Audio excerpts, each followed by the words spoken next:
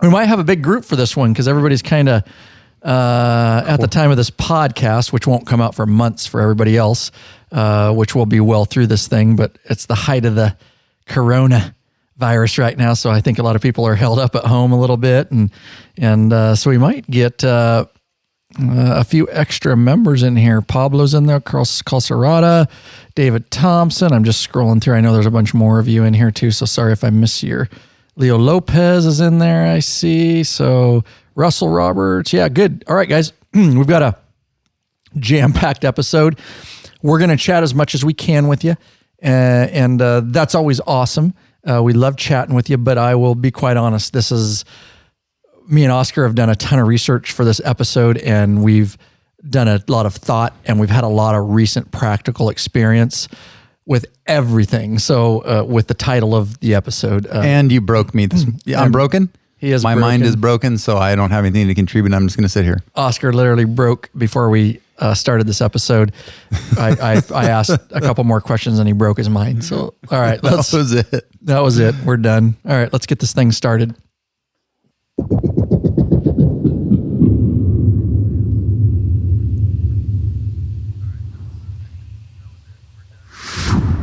Hey, Bikeaholics, 03D has a wide variety of innovative products for your Harley-Davidson and a brand new line for the all-new Honda Goldwing named Gold Strike. Top quality, affordable chrome lighting and comfort products. Zero Gold Strike are the motorcycle LED lighting innovators for CAN bus. Plug and play system compatibility. Head over to lawabidingbiker.com/store and check out our full line of Zero 3D products. I heard that playing. Did you pause the video? Pause the video, bro. You can still chat. You just pause the video. That's a good reminder. Good God. I can't hear it. I don't. My hearing is freaking terrible. God, you're done. This is my first time on my phone. You're done. Get out. Can I go take a nap? After you broke my mind, I need some sleep. This will help your mind because it's a email from Irish of Nashville, Tennessee. Cool. He has a rust removal question. I hope I didn't cover this in a past podcast. I couldn't remember, but I wanted to cover it. He says, Ryan, I very much enjoy all your videos. Thank you for them. My question is, what's the best way to remove rust from chrome? I have a 1988 Sportster that has some light rust that has started, and I want to get right on it before it gets out of hand. This may be a good video idea because I'm sure others have the same issue. Thanks for your help with this, and stay safe, brother. My response to Irish via email. I said, we use quadruple 00000 fine steel wool. It's the finest grade that you can get. Put some WD-40 on the steel wool and polish away.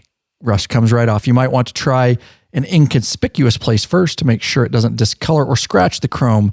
We then, after we get the rust off, which is super easy doing it that way, we then use Bug Slide, of course, available in the Law Abiding Biker store to clean and polish the chrome up, get it looking right back, get all that WD-40 and junk off of it. And there you go, guys. That's honestly how we do it. And I'll also tell you that sometimes our police motorcycles, especially the Harleys, get cone marks, a ton of cone marks, especially on the new guys.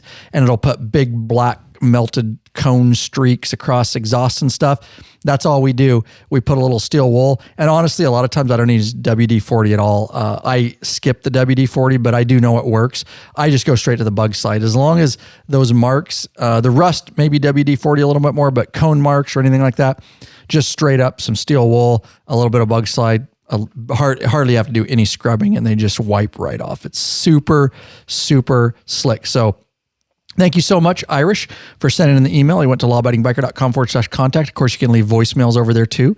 There's always our podcast hotline phone number too.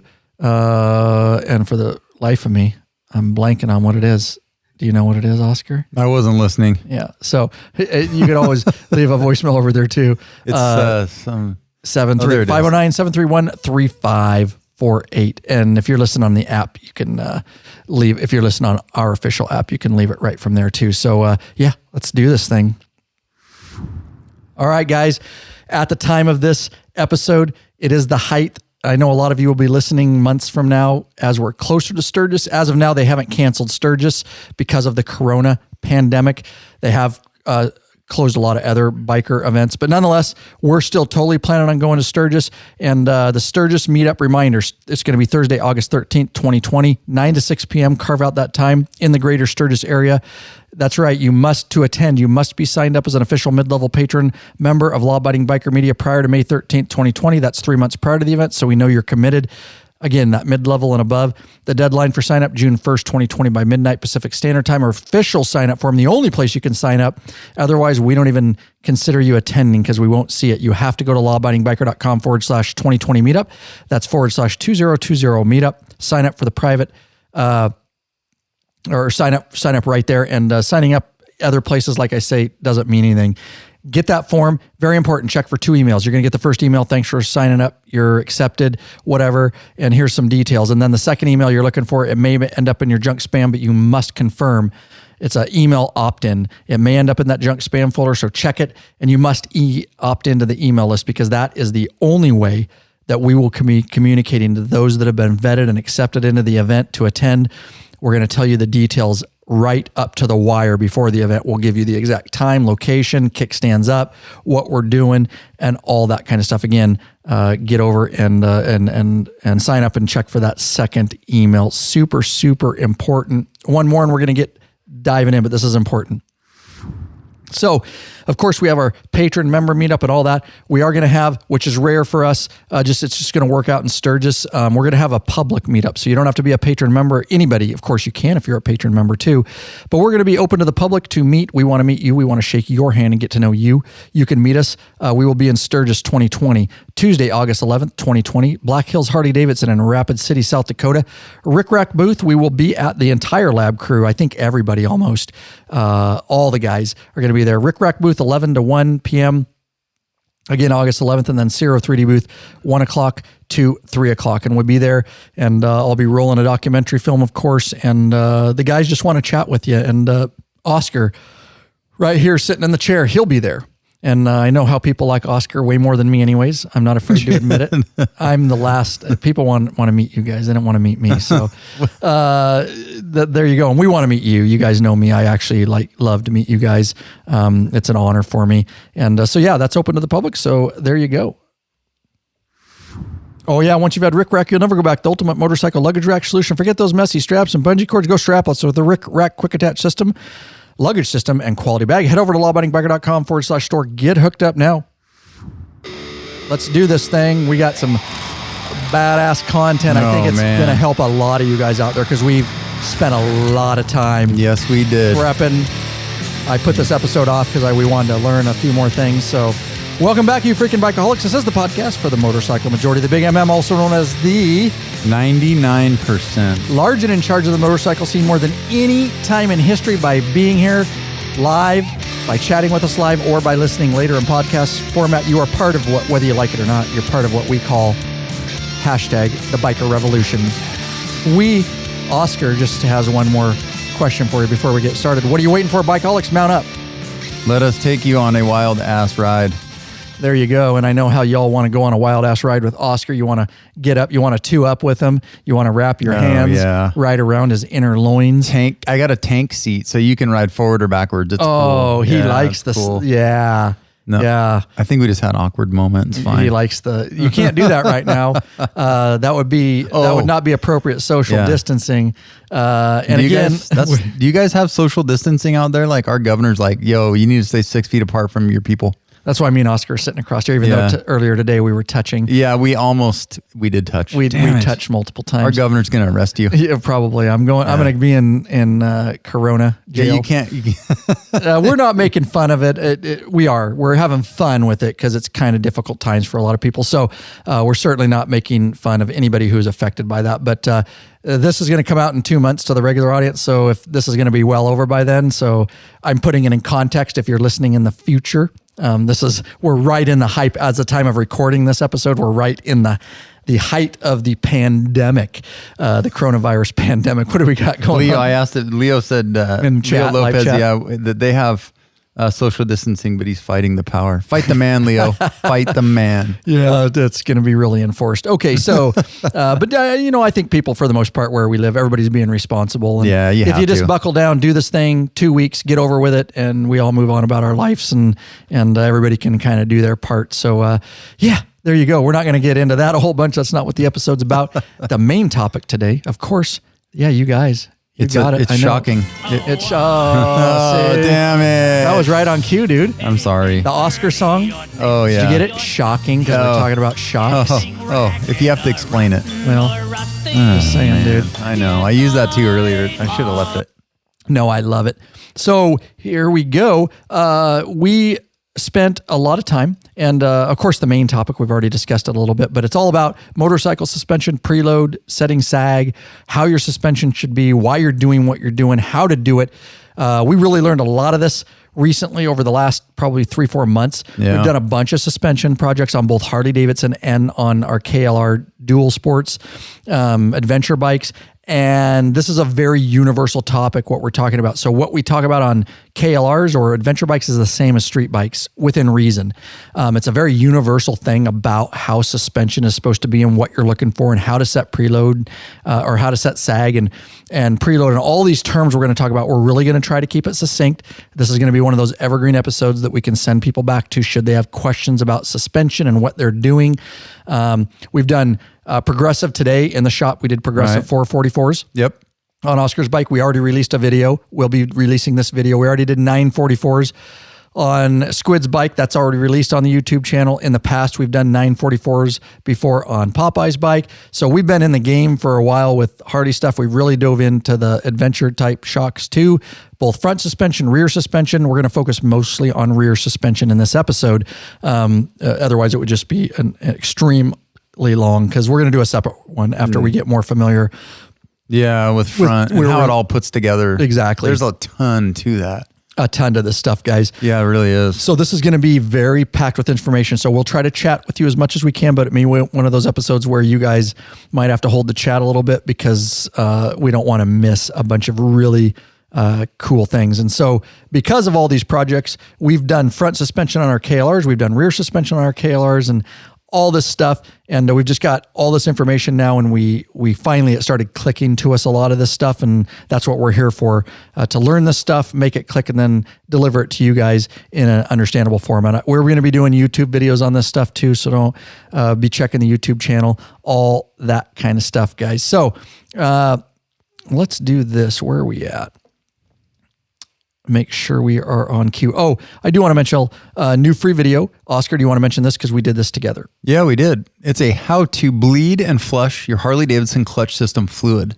You can find it at lawabidingbiker.com/flush your Harley clutch system. All with dashes in between. And nonetheless, we'll put the link in the description, in the show notes, lawabidingbiker.com/whatever episode number this is. We already did a podcast episode on it, and it was 178. So lawabidingbiker.com/178. Me and Oscar did a podcast right after that, and we got really into depth in that podcast about flushing your clutch system and why and how and all the things in between. But that video is released. It's a very popular video. And so, you should be checking that stuff and flushing. All right, let's do this. We appreciate our sponsors. Of course, we love these people, Oscar. Patron members, newest. John Bowerbach of Cutler, Ohio. John's a top tier patron. Richard Saborin of Moose Creek, Ontario, Canada. And Daniel Nielsen of San Andreas, California. lawabidingbiker.com/Patreon. That's right. Pledge a certain amount per piece of content. No risk to you because you can put a monthly cap. There are benefits. T-shirts, stickers, the private patron only Facebook group. It's a troll-free zone. You get access like here, live broadcast, live chat. You get all the episodes early, months before everybody else. Even we recorded one before this, and we're going to pump it into the back of the patron account so they have it sometime tonight. And of course, access to those meetups, ride and meetup events, and premium videos. The response in the Facebook page is amazing. Yeah. I see stuff that pops up, and within an hour, it's got 20 comments. So guys in there all the time wanting, recommendations and advice or how-tos, and it's just awesome. And the bigger it gets, the more that happens. Right. Like, because there's so many brains in there, some really brilliant people, way more brilliant than I even come close to Than being. like the two of us put together. Oh God, yeah. Geez. There's some smart dudes in there, and they are more than willing. It's a troll-free. There's no dumb question in that. It's a monitored, and so you can feel really safe in there that you're not going to ask a dumb question. Somebody will answer it respectfully. Yeah. That's what the biker community is all about, and that's why we created that group. Because everywhere else on all those forums is just a bunch of trolls. Man, it's terrible. And you don't know who you're getting information, and they'll trash you if you ask a question that they think you should know. There's just because there's no monitoring of it. And so there you go. All right. So let's dive in, Oscar. It's going to be hot and heavy. So let's just talk real quick. We did 444s on your bike. Why'd you do it? And why'd you pick 444s over 944s? By the way, guys, if you want, we've done a bunch of 944 and 444s progressives. They are awesome shocks. We've ridden them for years, and that's the reason they made it to the Law Abiding Biker store. We do have them ready to ship to you guys right now. So look at the Law Abiding Biker store, and if you want to get hooked up with these. I went to progressive suspension because I was tired of my air shocks leak. They all leak. What's the year of your bike? Remind everybody. It's a 13 Ultra Limited. And so the first year was fine. Like I could go most of the summer really without having to put any air in it. But now it's getting on 7 years old, and it leaks like sometimes day to day. So I want to ride. I don't want to spend a lot of time. They're kind of a pain in the ass to check. Like it annoys me anyway. They don't ride great either. That's just my opinion. Yeah. I hated them. I hated the ride of them as compared to 14 and newer with the non-air shocks. Right. It was just a totally different ride. Well, and I'm hoping to find out here soon. So I went with the 444s because the 944s, they're made to lower your bike an inch, and I'm 6'2", so I do not need to lower my bike. So the 444s are the stock length. And I will say one exception to that everybody needs to be aware of. It's true and it's not true. Yeah. For a Ultra Limited, they sit an inch higher, okay? Or your Road Glide, all your full touring. They already sit an inch higher than like Street Glides and Road Glides. So with that said, the 944s will lower your Ultra an inch. The 944s will not lower your Street Glide or your Road Glide an inch because they already sit an inch lower. Right. Does that make sense? Yep. Right. So that's the only exception. So go. Yeah. Anyway, so yeah, I just wanted something that I didn't have to mess with. I ran it at the highest air pressures almost all the time anyway. I'm not little. So it just got tired of them freaking leaking. And that's not something that Harley was going to warranty. And so anyway, yeah, I'm glad. Of course, we put them on today. Harley warranty. I know. Right. Frick. They should. But, yeah, right. I haven't had a chance to test them, so I can't wait for the ride home to see. And we learned some interesting things about some of the choices and and the springs and wow. Yeah. So we'll see. So you wanted a better ride. I wanted You want to get rid of the stupid air system that leaks and all that kind of stuff. And you just wanted, and you will get a better ride. We already know that because we've got a bunch of guys that have put those 944s and 444s on in the past. And so that video will release. We show an install and all that kind of stuff as usual, but it's pretty much the 944s installed the same way as the 444s, and the 944 video's out. So if you need that, just go to the 944 video. All the videos are embedded on those products in our store. And of course, this is rear suspension that we're talking about, purely rear suspension on these particular progressive shocks. And we have been selling those, and pretty cool. And we appreciate you guys buying through us. You can get it the same price anywhere else, if not cheaper, if you tend to use that patron member code. All right. So, all right. So let's start. We can go a lot of ways with this. We have notes, guys, but we want to try to stay somewhat succinct in how we present this. All right, Oscar. So let me start with one thing. Please do. Okay. If you are very comfortable, moderate to, and you don't push yourself and you're comfortable just gentle cruising, then your suspension on your Harley is fine. Up-tuned and updated suspension is mostly so that you can ride at a certain level higher and harder. And it's the same with dirt bikes. So that's the reason that I did the KLR suspension on, because I wanted to be able to ride a little bit faster. So don't take, we're talking about upgrading the suspension, but if you are at a comfort level that's fairly moderate and you're not interested in pushing and cornering hard and stuff, and you may not really even need to do it. Although if you have air shocks, they're going to leak. That just happens. So, but as far as some of the other stuff we talk about, if you're an adventure rider and you're mostly doing gentle, Forest Service roads, you don't really need to spend a ton of money on your suspension. But if you are desert cross guy and you want to go racing across, the state land like we did at some significant speeds, then the upgraded suspension is a must. Yeah. For almost every bike that comes off, every stock bike. Yes, I agree. And it's just going to give you a better ride. Even if you're not riding hard, it's going to give you a better ride all around. So Russell asked a question. I'll try to answer this. What did he ask? He goes, where is it? So the 944 will not lower my 15 Road King. So I sent the link directly to our store. We were really careful about how we put the fitment for you guys and how we put the description. So it does say the 944 Ultra Touring lowers 1 inch on some models, and then you have to go through the models, okay? And then if you scroll down on our listing, it says the 944, it actually lowers it 2 inches on, or 1 inches on certain models. Let's see. I'm trying to do this as best I can, Russell. And I know for a fact, and it's on here, you just need to go scroll through this. I don't want to do it all in the podcast. There 1 inch lowered. Yeah. But in a 1 inch lowered ride height sits at stock height. So it sits at stock height. It will not lower it 1 inch on FLHX, FLHXS, FLTRXS, FLHTKL, and FLHTCUL. So again, just go over there. It's easier if you just go there. But yeah, it will lower it on a lot of bikes, but a lot like, especially I know the Road King and the Street Glide and all that kind of stuff, they're already an inch lower, so you wouldn't want it any lower than that. Right. And so they keep it stock. But they're a great riding suspension, and Squid has been really, really happy with them. So good opener. Yeah. Let me tell you this. We're going to talk about setting sag and preload. I want to tell you that, so Harley's different. It's not different. Let me back up. Here's the deal with Harley. If we're talking just about Harley stock shocks, guys, all right, the way Harley does it, but it's the same thing because it's a sag. You're setting a sag, and that's how low your bike is going to sit, how it's going to sit when you're sitting on the bike, and or you have luggage, and or you have passenger. That needs to be within a very certain range, because I'm visually doing this, but if my hand is flat for you that can't see it, and I put my hand with my fingers up and my palm down, you're riding like a low rider, right?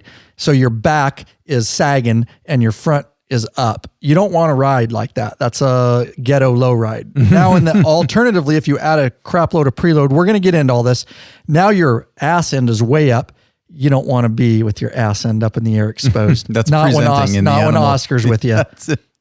I'm just saying, when Oscar's around, you keep your ass low. All right.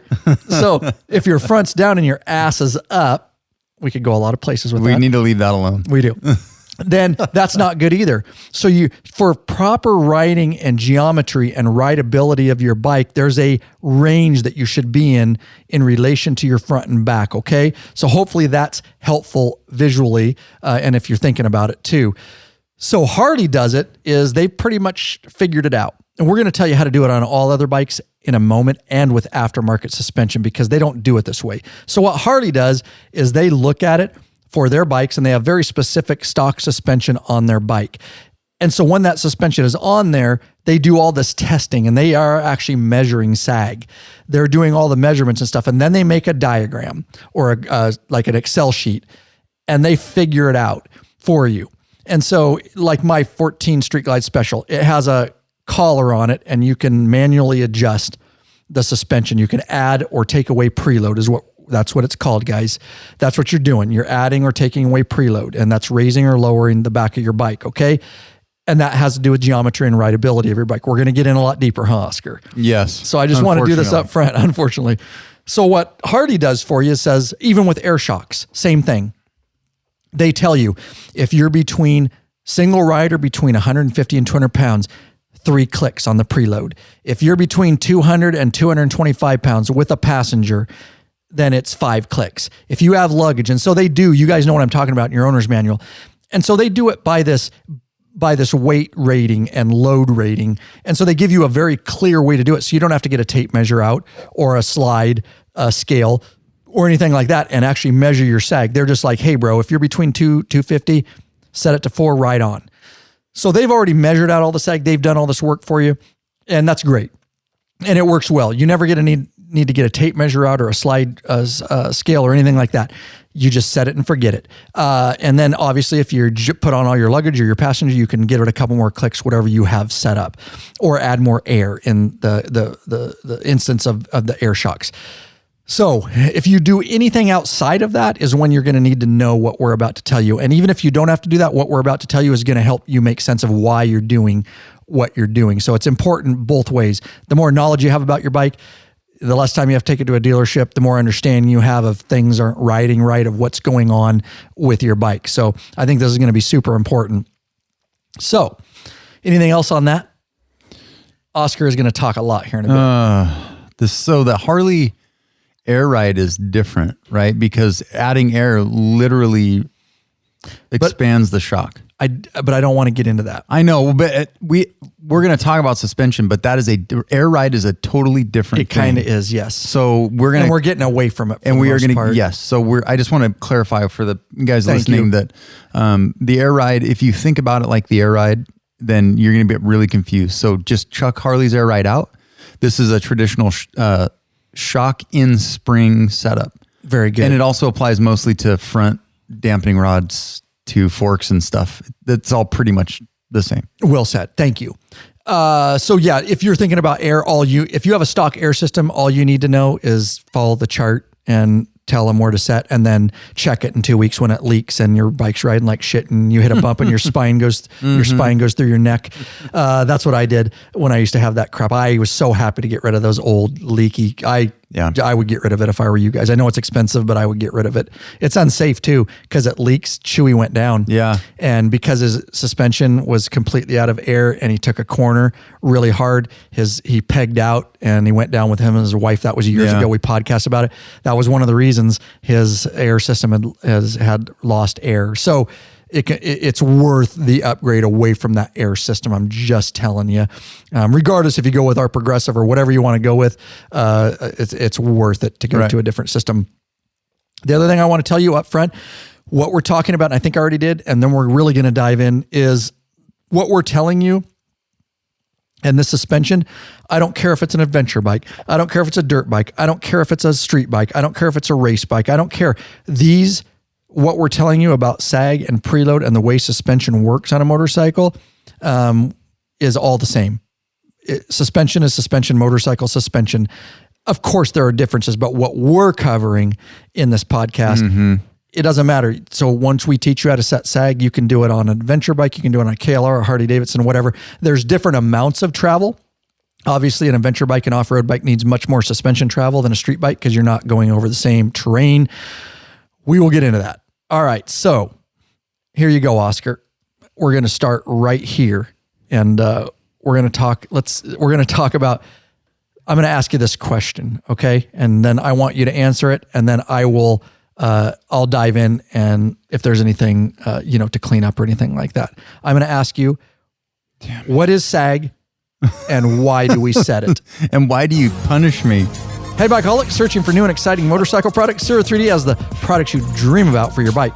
Check out their wide variety of innovative products for Harley Davidson and a Honda Goldwing motorcycle. Zero 3D's got your back with chrome and black parts, lighting, and other comfort products. No modifying, cutting, grinding, or welding for an easy installation. That equals less time installing, more time riding. Zero 3D has a design team of riders with over 40 years experience with a passion for design and innovation. Zero Gold Strike are the motorcycle LED lighting innovators for CAN bus plug-and-play system compatibility. They pride themselves on great customer service. Get in touch. Email sales@zero3d.com. Give them a call, 715-808-0027. Check at your local Harley or Honda dealership. Ask for those Zero or Gold Strike parts. A new leader has emerged, Bikeaholics, so check out Zero 3D's custom line of Gold Strike products for all new Honda Goldwings. That's right. Better yet, support us. Head over to lawabidingbiker.com/store. Get hooked up with our full line of Zero 3D products. That is right. All right. Are you ready to answer that question, biatch? I can take it if you don't want to. There's a backstory here. It's because I hurt my head today thinking about all this. We did. Me and Oscar were very analytical. We stress about this stuff because we want to understand stuff so much. We want to be able to relate it to you properly, but we also want to understand above and beyond that and bouncing this stuff off each other. Me and him, you should have heard us today. We were together all day filming stuff. We kept getting off track. And we even at dinner, eating our scarfing our food down, we were like, getting like Yeah. deep. And so we're going to keep this, try to keep this succinct for what you guys need to go know, without going into all the, we're not engineers. So, all right, do you want to answer that question, Oscar? Yeah. Basically the quickest way to think about this. Why are you setting sag? Sag is the, I already explained what is it. It's how low your bike Yes. sits or how high the back end sits in relation to the front wheel. so if the back of the bike sits too low, the front end is light, and then you run the risk of bottoming out too much. If the back of the bike is too high, then you have really super fast steering, and then you have less suspension travel on either end. Right. So let me help with that. So basically, if you think about it, you want a range of your shock. And that's what you're doing with sag is you're getting your shock in a range because all shocks have a certain amount of travel.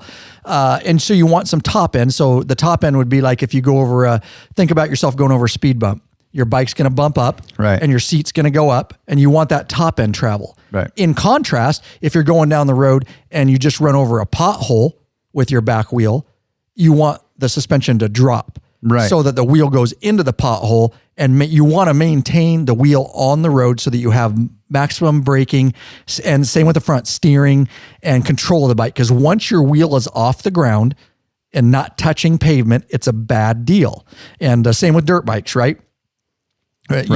So hopefully that helps a little bit. Oscar, do you want to go from there? Or do you want me to pick it up? Oscar. Well, I mean, and then we set this because every bike is different. Every spring is a little different, and every person weighs something differently. So you're going to be setting this. The reason you're setting this for your bike, how you ride it with the equipment that it's got on it. Or you find out, like I did, that your bike's equipment isn't sufficient and you have to change it, right? Which is what I learned on the Kawasaki. The KLR rear spring was too soft. Right. And so there's nothing I can do about that. It was already, the suspension travel for me was over. I couldn't set any preload because I would have to set. And we're going to get deeper into that, guys. Yeah. Okay. Anyway, so that's why the sag affects the geometry of the bike and how the bike handles. You can have light steering or too fast steering, so that you want to keep the bike basically level with you sitting on it. Yes. And that's what sag, ultimately why you set it. Yeah, good. And so that includes passenger, that includes luggage. So you may have a sag. You may set your sag for a single rider like Oscar did today.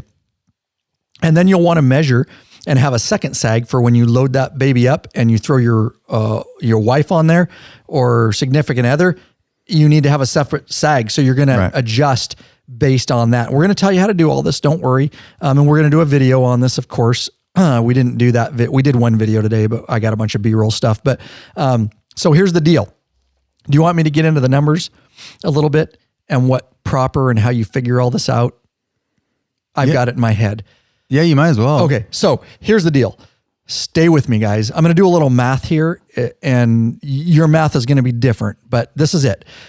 To find the sag on your bike, what is the proper sag on your motorcycle? Whether it's a dirt bike, whether it's a Harley Davidson, it's all going to be different. It's all based on the amount of travel that your suspension has. Let me give you an example. A Harley Davidson, for the most part, all of your shocks are going to have 3 inches of total travel. Your sag, the industry standard is to set that, you want to use 1/3 of the travel, that number to set your sag. So 1/3 of, most of them have 3 inches of travel. 1/3 of that is 1 inch. Right. We could do this in millimeters too. But we'll stick with that. So you want, because it's 3 inches total travel, you want 1/3 of that. You want 1 inch of it. That's where you want your sag to be set. Okay. Right. And we're going to move on from here in a second. So that's how you figure out your sag number. Now, let me give you an example of the KLR. Very simple. In the manual, it tells me that my KLR rear shock has 7.3 inches of travel. So we take that and also 1/3 is 30%, right? So you can also use 30%. So you want 1/3 or 30 to 35% of your total travel. That's going to be your sag measurement where you want it to be.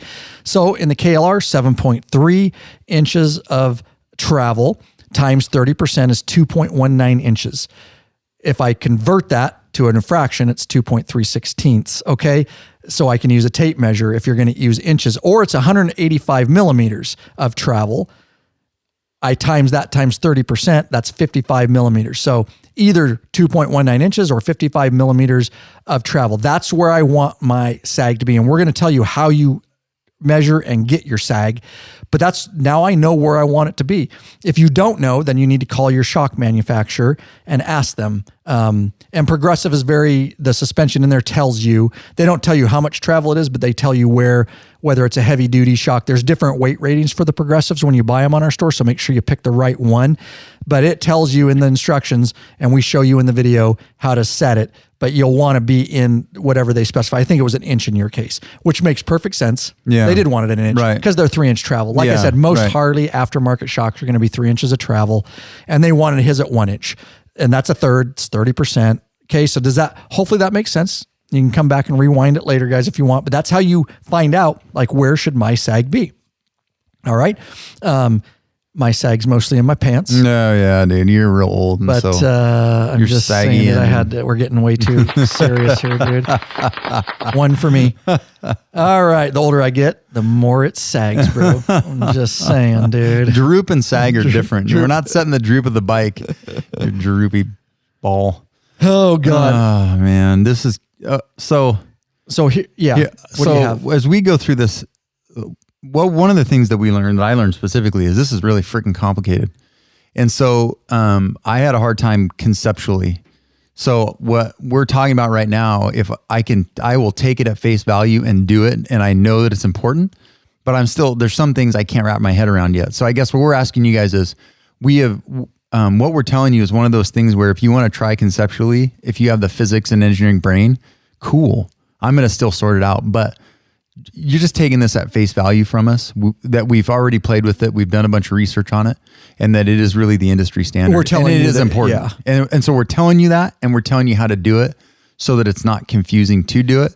But as far as how the specific mechanism and that kind of thing works, I'm going to try and sort it out. So maybe we do a follow-up later. Sure. And I'll be able to say, this is why this happens. Yeah, Oscar has to know it from an engineering standpoint. Really I'm having a hard time where I've already stopped. I figured it out, all this, and I figured out a way, which is what I try to do, to make it make sense to the average everyday biker out there. And I'm stopping at that level because you really don't need to know how shocks are engineered and things like that. I'm speaking to the people like me out there. No, that's brilliant. And that's why I love having Oscar. That's why we make good team here at Law Biting Biker Media, all of us, because we all bring this. And Oscar teaches me a lot of stuff, and I teach him a lot of stuff. And with two brains going after it, we can do stuff like this. So we're at a point where you know the math on how to figure out what your sag measurement is supposed to be. All right, based on how much shock travel. I've explained that. Now we're at a point where we need to figure out, is our sag proper? And we're going to do that in a couple different ways. All right. And then we can make adjustments from there. And we're going to talk about preload and how you change your sag. Mm-hmm. Okay. So this is a verbal audio podcast. So we're going to do this. We got to be as illustrative verbally as we can for people. Right. All right. Right. Do you want me to go on this and jump in, or do you want to go in? Are you talking about? I'm going to start going. We've already told them how to get their sag number. We just need to be very specific about how we now go about setting our finding out where our sag is. So where our sag is different from bike to bike.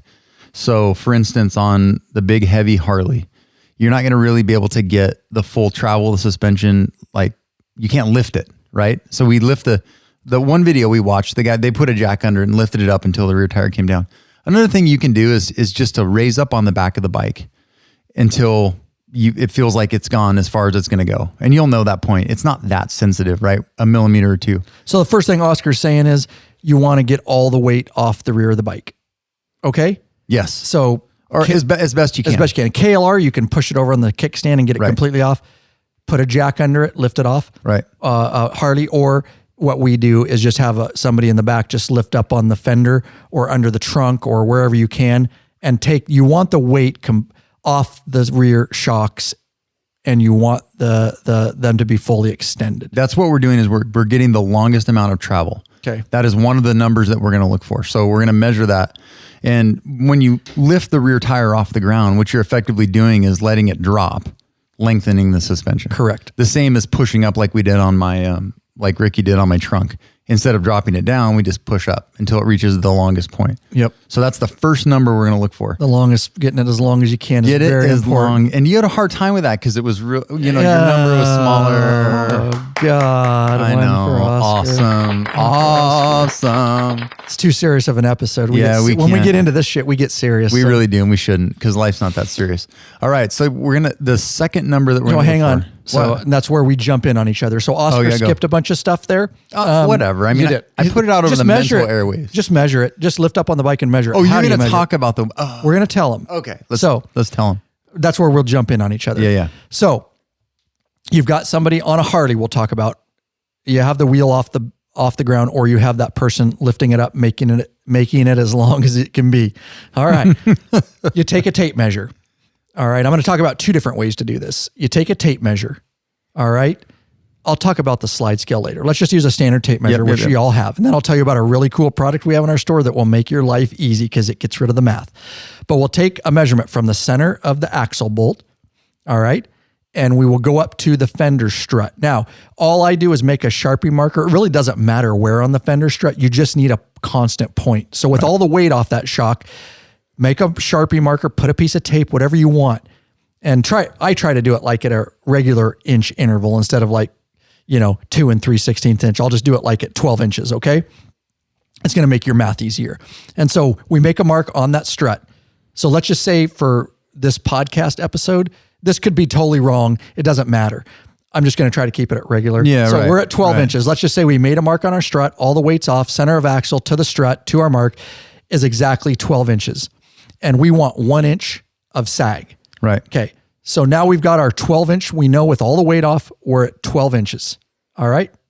Yep. Take it from there. Note that, guys, on your notepad, 12 inches. That's completely unladen, no pressure on it. So that's our first measurement. Do you want to go from there? Second measurement is going to be taken for the individual rider. And so keep in mind, we're going to talk first right now rider sag or race sag is what they call it. About just your bike unloaded with you on it. Because like for mine, that's what I generally ride with it. Yep. I'm not always packed when my wife's on the back, whatever. So you're going to have some way, and you can't do this by yourself. I guess if you could, you're a genius. Mm-hmm. It's really hard to do by yourself because you're going to have someone measure the same measurement points, that point on the fender strut and the center of the axle with you sitting on it. So how do you get on the bike? You get on the bike, right? If you can get it into a wheel chock and you can have the bike upright. Or on the floor. Doesn't matter. You could get it on the floor. The problem with our Harley, like with the lighter bike, you can have someone that's measuring kind of hold it so that you can put your feet up on the foot peg so that you have the maximum amount of your weight pushing down the suspension. With the bigger Harleys, you're probably going to have your feet on. Just try to get as much weight off of them as you can. Just barely balance, just a little bit as much as you can. Kickstand up, the bike completely upright, and then balance it the best you can if you can't have someone holding it for you. If you can use a wheel chock, that's probably the best way to go. And when you get on it, make sure when you put your foot over that you give a couple bounces with your butt on the seat and that really settle, and then sit down on it. And that really makes sure those shocks are settled. Russell Roberts is using a wax pencil. You can make any kind of mark you want. Yeah, wax pencil. That's a good idea. No, it's great input. Yep.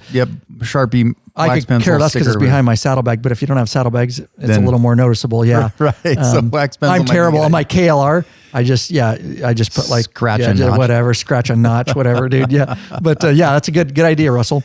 So then I'm sitting on my bike and you're over there taking the measurements. You're measuring from the exact same points, center of axle, to the whatever you designated on the fender strut. Yep, wherever you wanted to put. And then you're going to subtract the second measurement, which is going to be typically the shorter one, from the longer measurement. It will be the shorter one, yeah. Well, it should be. If it's not, something's wrong. Yeah. It's not physics. Yeah. It is not. So you'll take the shorter one and subtract that from the longer measurement, and that measurement will tell you if you're within that amount of sag. Yep. So let's say we measured it. All right. It's 12 inches without a rider, no weight on it, and you're sitting on it now. Right. All right. and you're sitting on it, and we measure, and it's 11.5 now, 11 and a half inches. So it's supposed to be at 12. We want an inch of sag, but it sagged down from 12 to 11 and a half. So it only lost a half inch. We're not at the right sag. So we are not at the right sag. Right. Okay. Right. The other caveat I want to tell you guys about this is a good place to start is with no preload. Right. What I mean by no preload is when you turn the collar on your shock, whatever it is, most of them have collars or they have spanner wrenches, whatever it is. When it's all the way out, so your spring that goes around the shock, that spring isn't compressed at all. You have no preload is adding and turning the collar clockwise in most cases to compress the spring. So we start with it all the way out. That's zero preload. So if we were at zero preload, right. All right, and our stock was 12, our first measurement, and our second was 11 and a half. It basically means that we're only at a half inch of preload. Right. So Okay? you would... Or a half inch of sag. Half inch of sag. Right. And we would like to have... An inch. An inch of sag. We can't get any more in this case. And this is good. This is what happened on my bike, on my Harley. It didn't. We had an inch. Oh, we did have an inch. We have an inch. So let's just stop there. So in that case, guys, and this is what I was going to get to later anyway, so it's a good scenario. That would really mean that you only have a half inch. You can't get any more sag because you can't let your spring's already out. It means that shock is probably too stiff for you. Right. You would need to buy a softer spring. Okay. Right. Or that most of the time you're going to be riding and throw some gear on and throw your wife, you're going to be in an inch now. Right. This is when you select the weight of your shock. Just because you're not at the exact preload, it depends on how mostly you're going to ride. Now, there are shocks where we could get that inch. Okay. So let's just say now, in contrast, that first measurement is 12. Mm-hmm. All right. And we sit you on the bike and we measure and it's at 10 and a half. So we've lost an inch. We have an inch and a half of sag. So we're a half inch heavy on sag. So we need to add preload. Yes. So we need to add preload to the bike. Right. And how do you add preload to the bike? Typically turning the collar clockwise. Which is doing what? This is where our heads very exploded. simple. It's shortening the spring. It's compressing the spring, shortening the overall length of the spring, and allowing the shock some freedom to move inside that spring, and it's pushing the bike up. And adding preload raises the back of your bike. You compress the spring, it raises the back of the bike. I know that's counterintuitive. It's the way the shock's set up. You compress the spring, it raises the back of the bike. So a lot of it's a little bit of a guessing game. So if we're at an inch and a half, we want to only be at an inch. We're going to go ahead and turn the collar clockwise, and we're going to add preload. We're going to raise that bike up. You may have to take a couple measurements, but each adjustment we make, we put Oscar, in this case, back on the bike. He bounces a couple times. We take another measurement from center of axle to the mark on the fender strut, and we get it. And so we added preload and we brought it up. We shaved off a half inch, and now it's reading at 11 inches. So now 12 normal, and we've added preload, and it's at 11 with the rider on the bike. That's your 1 inch of sag. So we're in the proper. And so the other thing I want to mention is let's say that we did this and it's at 12 without the rider, all right? And then we measure and it's at 10 inches with the rider on the bike. That's 2 inches of sag. And we take this thing and we start adding preload because we want to raise. We got to be in that. We want to get back up to that only inch. And we crank down on the collar and we crank it till it won't go anymore. And we have maximum preload on the spring. The bike's as high as it can go, and we're still only at 10 and a half inches. That means we still have an inch and a half of sag. We can't compress the spring anymore. We can't add any more preload. That means your spring is too soft. Right. You need to get a stiffer spring.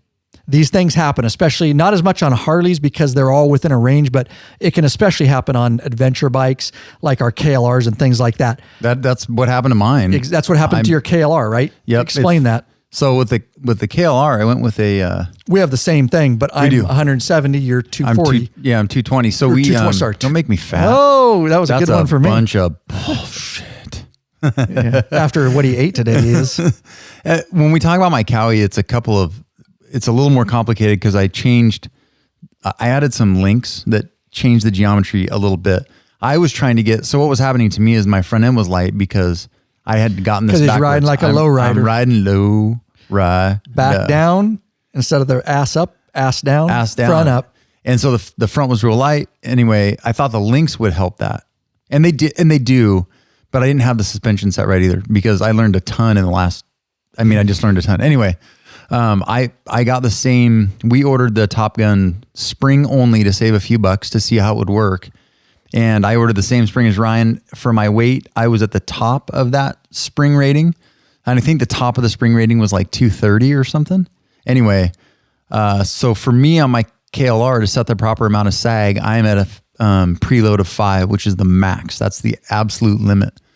So there's nothing else I can do I can't get anything back. I have to either go the heavier spring. In this particular case, those links, they function to make the spring a little stiffer.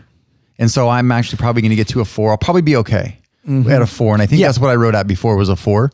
But if not, without the links, I would have to buy a new spring and start all over because I wouldn't get the amount of travel in my suspension necessary to make the bike. Right. You can't get proper sag. Right. And without proper sag, your bike's not going to ride ultimately. You're not going to have the best performance. The geometry is going to be off. And so, yeah, let me do this. And then we're going to talk about what happened with your 444s and right where you're at. So, hey, Bikeaholics, you searching for the easiest and quickest detachable luggage system for your motorcycle?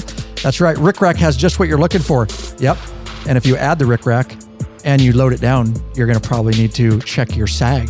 That's right. Forget all those frustrating straps and bungee cords that can come loose and slap your paint. Check out one of Rick Rack's awesome quick attach strapless luggage rack systems. This father-son team designed something really special that you can't find anywhere else. Yep, these guys ride, so they truly understand the needs of bikers. The Rick Rack quick attach system is strong, durable, and secure with a lockable system. Also, check out their full line of quality touring bags to accompany your quick detach system. Once you use Rick Rack, you'll never go back. What are you waiting for, Bikeaholics? Head over to Law Abiding Biker Store. Check out our full line of Rick Rack systems and bags. I do want to do a caveat or a cleanup. I just want to make sure all that I just explained, guys, is with the tape measure with the dumb end at the axle. Yes. And the smart end where you're actually measuring at the top end of the strut. Because if you flip the tape measure around, none of that would have made a whole bunch of sense. So we're putting the dumb end on the axle and we're extending it up. Okay. So I should have said that up front. I was just thinking about that. And I was thinking about that while I was doing commercial roll. How about that? Awesome. I don't know how I did that, dude. Drinking. Okay, so here's the deal. I wanted to tell you about this tool. So that's a lot of math, right? And so it's fine. Get your sag, what your sag's supposed to be, but there's a tool that I bought. I brought it to the Law Abiding. It's not in there right now, but I'm going to put it in this weekend because we're starting to do these podcasts and videos, and some of you will hear it. So if you don't see it right now, it will be in there. It's very affordable. It's what's called a sag slide scale. Okay, and it's made by Tusk. All right. And we will have it available in our store. So it's the slide sag scale. It makes it really easy. I'm going to try to explain it just a little bit for you guys. And I could have showed you, but actually give me a second. So when you get into like tenths and then, SAE is based on 16ths to 30 seconds and then millimeters. So if you have 2.1 inches, you got to do 2 and 3 16ths or whatever. And then you got to convert that to millimeters. It gets... And from inches, like I did earlier, then to a fraction, to 2 and 3 16ths. And millimeters is really the best way to do it. Yeah, I just convert, and it's the most precise, and that's how we do our KLRs and stuff, is we just go millimeters. If you're listening in podcast format later and you can't see this, I'll try to explain it the best I can, but it will be in the store. And again, it's a Tusk brand slide sag scale. So the cool thing about this is you guys can see it has a little point, and sometimes I stick that, or I slap Oscar. I don't stick it. I slap him in the rear with that. Here we go again. Off topic. Yeah, just straight up, dude. All right.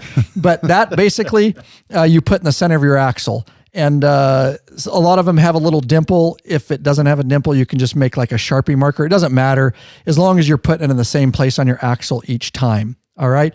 And so it's got the little point. It makes it easy on your axle to put. And then on this side, it's got the scale. So it's got millimeters and inches, which is really nice.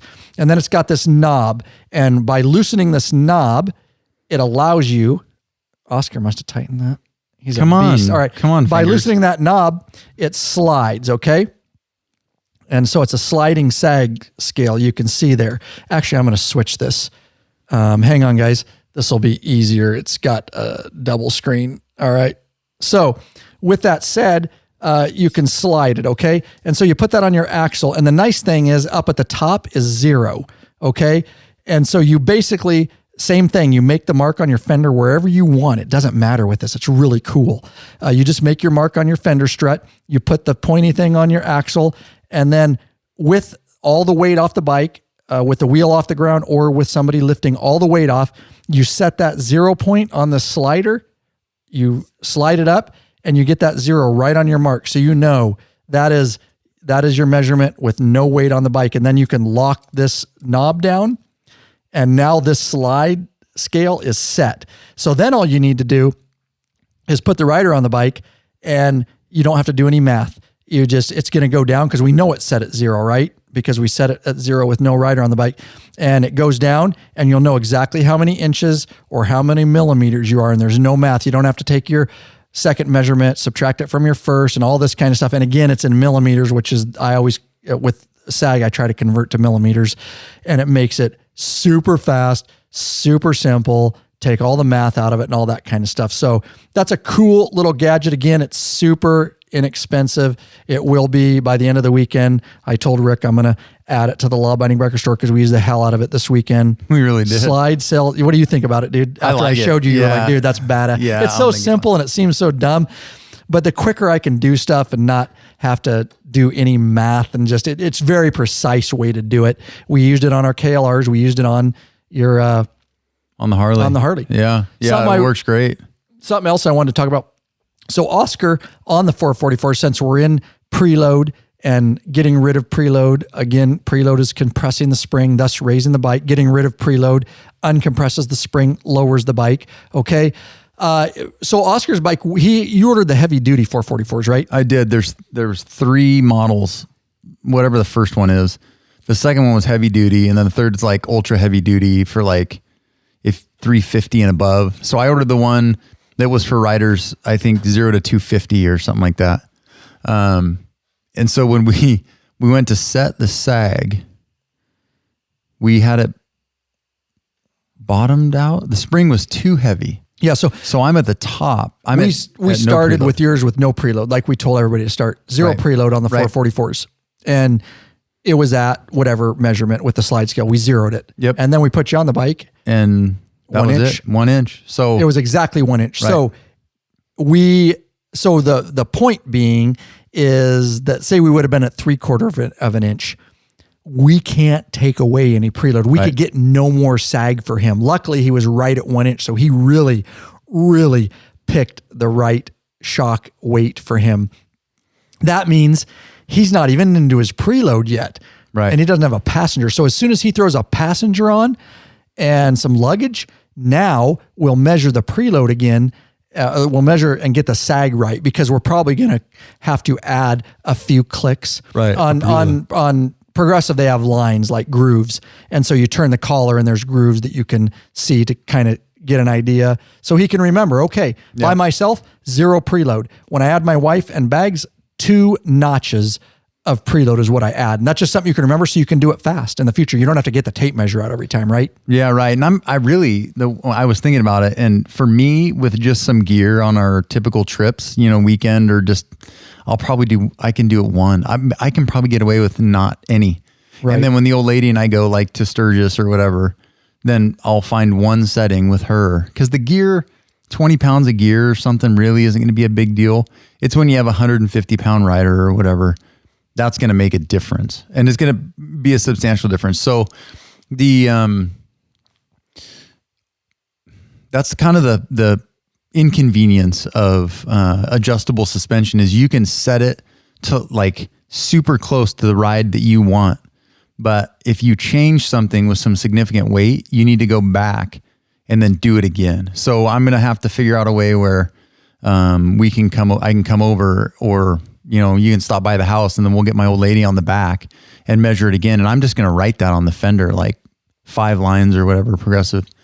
But then if I I wanted to take one of my kids in some luggage. That might be a little different. So, there's some range. It's not super sensitive, but there is some range. So if you start adding some significant weight, you want to make sure that you do it again and just keep a record of where that is. For these ones that have collars. Now the KLRs, you're just going to ride it right on your strut because your saddlebags. You said that is what I'm going to do. He's just going to ride it really right on his fender strut because the saddlebag covers it anyways. That when you take it off to adjust it, he can look and go, oh, I need to set it at 5 because that'll be the only adjustment is my wife will ride. The gear I don't think is going to make that much difference. No, that's negligible depending on unless you're putting like hundreds of pounds of gear. You know what I mean? But that's overloading your bike anyways. Right. Yeah. So it'll just be that one. So it should be fine. And like my kids aren't that big, so I'll be able to, probably just treat them like gear. So that's really the only inconvenience is you might have a couple of different settings. Now for us on the Harley, it's kind of a pain in the ass because I got to take both saddlebags off to change it, but it's not going to leak. So if me and the old lady go on a week ride, the suspension's going to stay the same the entire time. And I don't have to worry about, did it leak overnight and in pressure difference. So it's real hot. And sometimes we'll go up in the mountains and it's cold. And that air in there changes with, the ambient pressure. So I don't have to worry about any of that. I just got to take saddlebags off, check the air pressure in the tires anyway, set the suspension, and then it's good for as long as I want. So, and it's not super sensitive, guys. Like the more adjustment you have, the less sensitive it's going to be. So our KLRs only have really 3 clicks. No, they have 4 because it's in the one position. It goes to 5. So it's 4 up. 4 clicks. Yep. But my Progressive has 9. So, the more settings it's you 9 have, turns, right? They don't really click. 9 lines or whatever it is. I don't know. I don't know if it's turns or. But I don't feel it clicking. No, right. Sorry. Right. Yeah. The KLR actually clicks each level. Yeah. Right. So whatever. And some of the stock Harley ones do, or the Hardy ones do too. It just depends on your suspension. Right. Yeah. So, just so the more adjustment you have, the less sensitive it will be. Yep. Cool. And so Russell in here in the live chat says, we have a slide that attaches to our brake rods, which is cool. Yeah. Out of the air brake chambers that measure without somebody looking at it. Wonder if there's something out there that can do it. So yeah, for like a slide sag scale, that would be badass, Russell. If we find that, we'll bring that to the store. Haven't seen anything, doesn't mean it's not out there.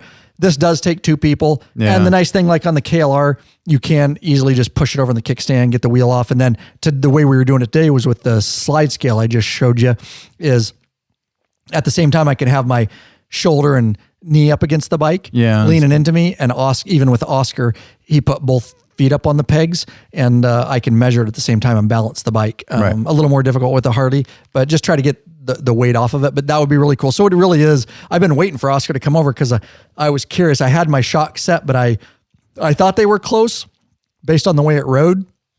But again, that was guessing. So finally today, I was finally able to get him and help me measure the proper sag. So one thing on the adventure stuff, I want to get, and then we're going to wrap it up because that's a lot of information. Yeah.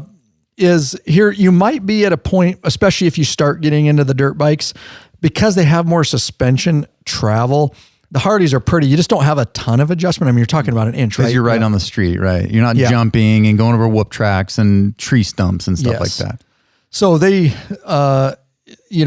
one click on the rear of the KLR makes a big difference. It did. It's a huge increment. So here's what we ended up with, because this might be helpful to some people, especially in the adventure or dirt bike or dual sport riding.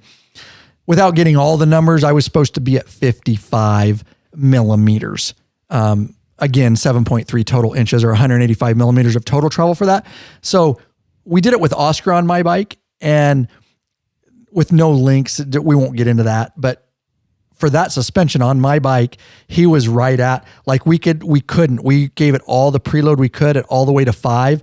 It was maximum compression. The bike was up as far as it could. And he was still like almost 10 millimeters. Yeah. It was too much sag. Off, right. We couldn't get it. It means the spring, he has links on his bike, which fixes that. That's why he did it. But we have the same suspension, but he put links, these raising links on. So for my bike, again, to reiterate, that spring's too soft for Oscar. Right. It really is. It's too soft. He needs a stiffer spring. You should have went up a weight rating. Okay. Yeah. So for me, it was fine. Sitting at 170, I got it in there and it was at 3 out of 5 preload. So I'm right in the middle of the preload somewhere, right? Of how much I can add. And at 3, I sat at 53. I couldn't quite get to the 55. So is that critical? Not really, guys. Yeah. You're talking about 2 millimeters there. And then what we did is we took it and cranked it to 4. Well, then that took me down. Too much. I was at 60. 53. No, we backed it off to 2, didn't we? We took compression away. And, we did. Yeah. Yeah. And it would, so we took it down to 2, and then I was at 60 millimeters. So I have too much sag. So I have nowhere in between. So what did I do? I put it at click 3 because I want to be at that 53. I'd rather not sag too much and have a little less sag than I need. That was was what worked. So we're either at 53, a little short of our sag, or we're at 60, way over how much we're supposed to sag. So I took the closer of the 2. And again, as you get into adventure and suspension that has more travel, you're going to get those bigger jumps, right? Where Harley may be very more subtle as far as your adjustments and just because there's not as much travel. Is that helpful at all or make sense? I think so. Yeah. I think so. And what we found out is, like the KLR and the Harleys, they come off the line for a real generic use, so that it has a very broad, just general use. And so you may end up having to do a heavier spring or a lighter spring, depending on your size. We didn't change the shock on the KLR. Interesting thing, we just changed the spring that goes around the shock. Right. Yeah. And so the shock, we don't really get into this too much with the Harleys because we don't race or whatever. But for the dirt bike, adventure bike guys, the emulsion type rear shock on the Kawasaki, one of the reasons the guys replace it is because their rebound dampening is limited. And so that's another, not hardly at all with street bikes, but with dirt bikes, you have rebound dampening, and how that shock works is also super important. And as we found out with the front forks, with the Kojin DDC, valving versus those holes, that's a whole nother thing. Ultimately, that allows you to go faster and be more aggressive. So guys that are, pro motocross are really into all of that stuff because that's how they make their living. For you and I, we did some pretty good suspension upgrades, but let's face it, we're not winning any money. No. We're not doing 80 miles an hour through, single track Forest Service trails. So you did when you went down in the mud. Geez, not quite 80. But ultimately for the dirt bike guys, if you really ride hard and speed's your deal, you're a desert cross kind of guy, or some of those where they're kind of a single track races through the mountains and stuff, then I don't know how much we need to get into damping because that's pretty complicated. But anyway. Well, it's just a general explanation. It's not complicated. It's general. True. Just a general. If you stay general. Basically what the oil or gas or air inside your shock controls how fast. Let's actually back up. So, because we were talking about this earlier. A spring, coil spring or, leaf spring on your truck, that spring has one rate mostly, and it will kind of doing forever. If you didn't have a shock on there, what would your car do going down the road? Yeah, right. It would just get like a boat. It would just bounce up and down. You all seen that with old cars and the shocks. That's because the shocks have been bad. It's riding only on springs, and it goes over a bump and it never settles down. It just keeps going. It just keeps, because the metal, all that metal does is contract and expand and contract and expand.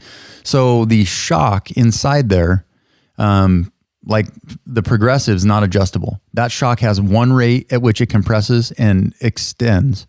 So, but on dirt bikes like ours, the KLR has rebound dampening.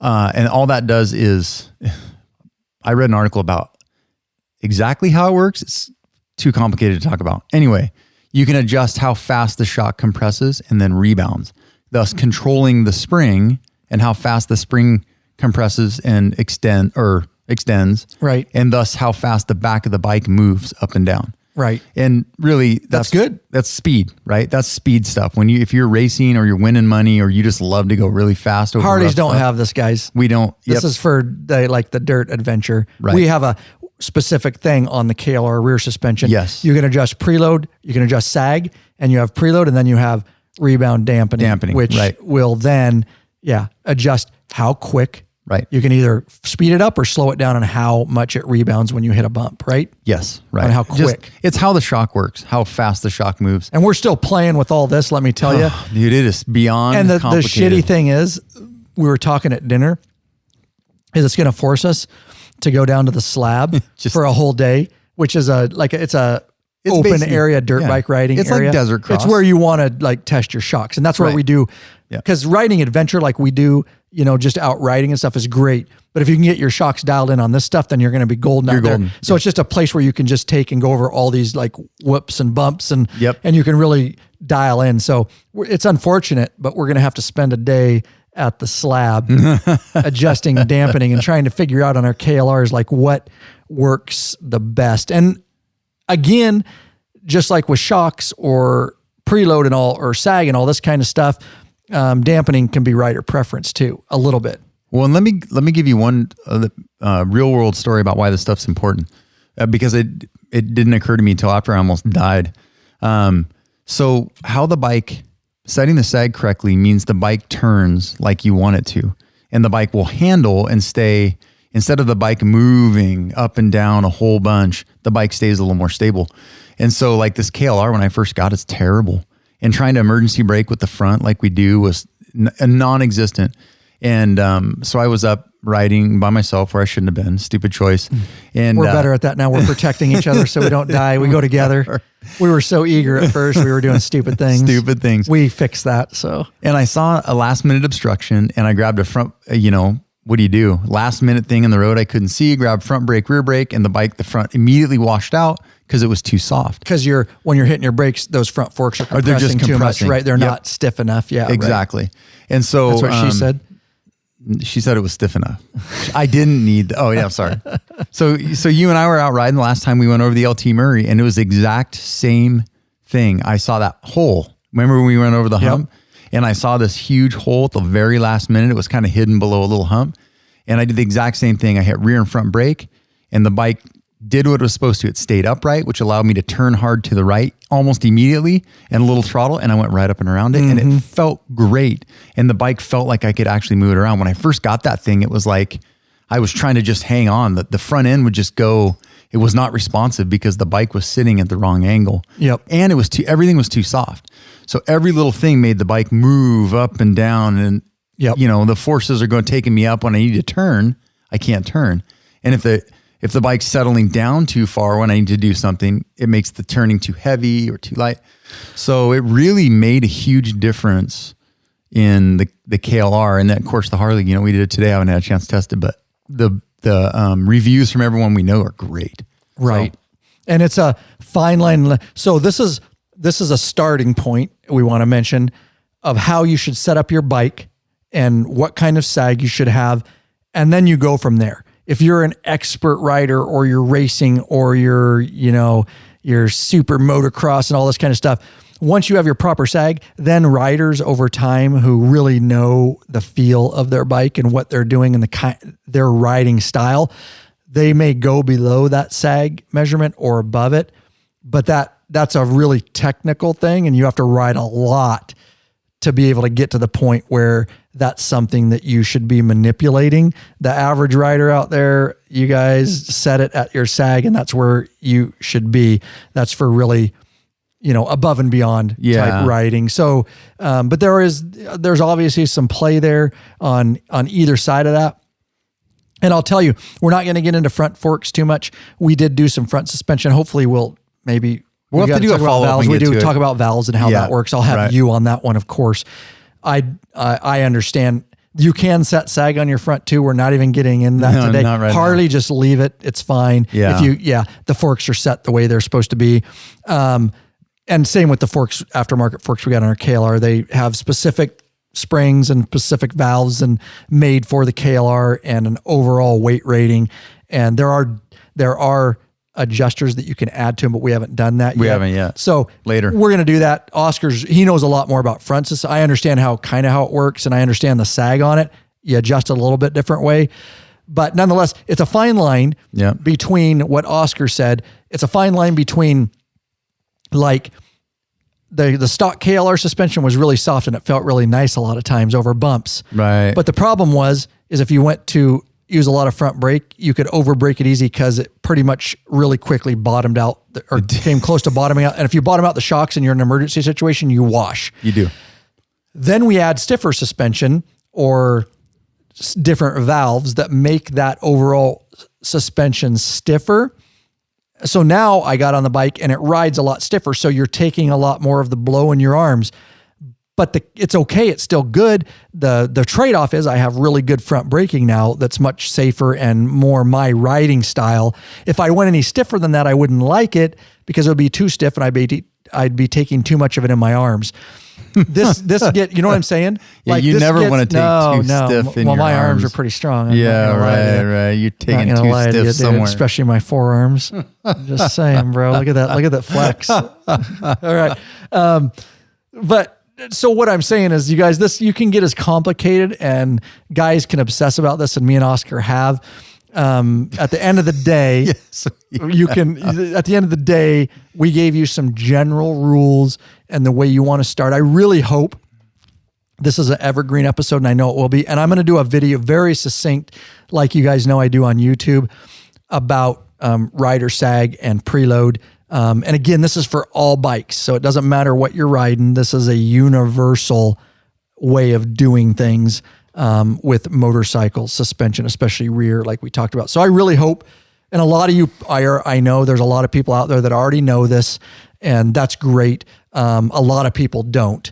And there's a lot of confusing information. There's a lot of really cruddy videos on YouTube, which is why I'm going to make a one in the way I explain things that hopefully is very useful, but it's hard to sift through all of it. So hopefully this was a very succinct. I learned to the point. Ton. I was kind of operating off some old mythical information. Yep. A lot of guys are. I did that for years. Yeah. And I did too. And so I'm glad I learned all this. Now looking back when I first rode the Cowie, I'm thinking, crap, I had it all backwards. And I really did. And a lot of dudes do, because let's face it, on the Harley, we really don't bother with the suspension that much. No. Because we don't race. Especially if you don't, especially if you don't go aftermarket. You don't even learn what sag is if you've only owned a Harley with stock suspension, because again, they just have a chart with a weight rating. You don't really even know what you're doing. Right. You just know, they said turn it 3 times if I'm 240. So I turned it 3 times and I rode, but you don't really understand what that's doing or why. You're right. You know? Yep. So as soon as you get into aftermarket suspension at all, then you need to start knowing this stuff. Right.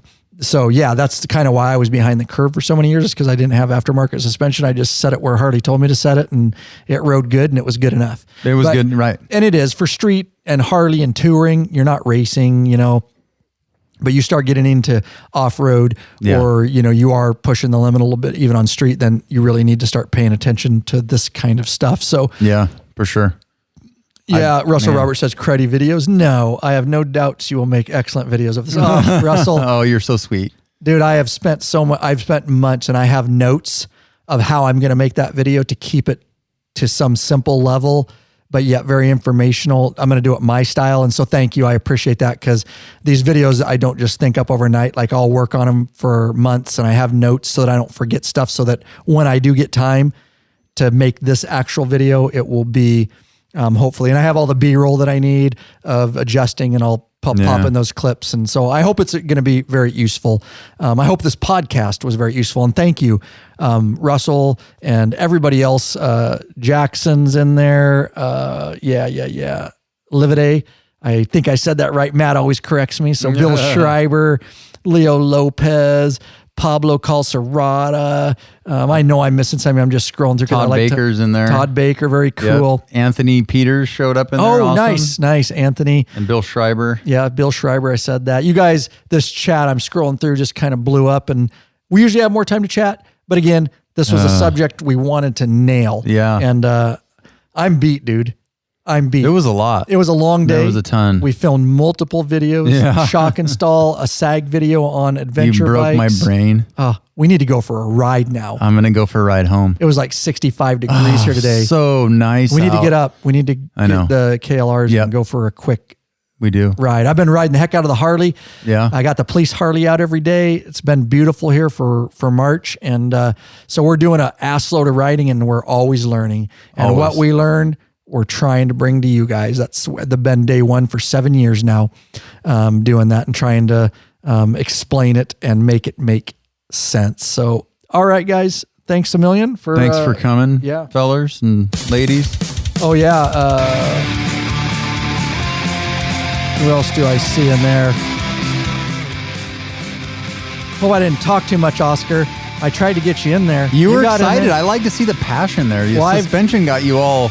I built up to this because I've made so many notes and thinking about my video. You know what I mean? Yeah. I kind of had a way to explain it. Yeah, no, I got it. I hope it worked. It was great. David Schwartz was in here. Yeah. Pablo said, did we just spend over an hour listening to two dudes measuring their sags? And the answer, Pablo, is yes, you did. Damn right you did. That's right. Every year my sag gets more and more. And I try not to measure it anymore, honestly, because I'm going to run out. I can add no more preload. I told my wife I'm out of preload. And it sags, and it's going to sag each year more. And there ain't a damn thing I can do about it. I can't upgrade my spring. I can't upgrade my shaft. You just given up, basically, is what happened. Just straight up giving up, dude. Oh, my God. That was intense. Bro, I love it. Take care of yourselves, everybody out there. Again, at the time of the recording of this episode, live here, it is the height of the corona pandemic. And Pandemic 2020. if it's affecting anybody, we're not taking it lightly. We just, I think everybody's doing their thing, and we got to have a little fun, right? Talking about social distancing and not kissing Oscar today. No kissing. We usually kiss, and no kissing today. We're trying to take universal precautions. He showed up today. I did. At the studio. I was waiting out front, and he told me I was overkill because I had a Tyvek suit on, I had rubber gloves, I had a hood, I had a mask, and my wiener was out with a condom on. And I was like, whoa, bro. He was like, dude. That mask is over the top. He did. He said that mask is ridiculous. Everything else is good. That mask, dude. Kill the mask. It's not airborne. Yeah, right. Is that a UV protecting condom? Because it's sunny out here. The condom he was like, he's fine with the condom. He's like, no, that's smart there, bro. That's smart. You don't want corona on your wiener. And so this is ridiculous. We're having fun with it, guys. Again, obviously it is, it has killed a lot of people, so we don't take that lightly. And take the necessary precautions and all that. We're just having a little bit of fun with this. We're being immature. We're being immature, as you guys know we do. So we usually are. Take care of yourselves. And I know everybody's cooped up a little bit, so hopefully we'll be doing some more live broadcasts for all you patron members. We're going to keep shooting videos. The YouTube videos ain't stopped. It's not slowing us down here at all. We're just going to do what we do. Of course, we're taking precautions with our families. And my kids are out of school right now. They shut down the schools. Yep. My wife's luckily. She can work from home, telework for the most part. Obviously, we're law enforcement. They ain't doing shit for us. Yeah, we got to go to work. Yeah, we're just there's like nothing we can do. We're going, if it's the end of the world, it's the end of the world. I'm not going to lie to you, Oscar. I don't want to brag, but I've lived through like 10 end of the worlds now. Yeah, you are oldest. I've survived like 10 end of the worlds. That's cool. I don't mean to brag. Too. That's a good thing to But I mean, this could be number 11. You don't look worse for wear.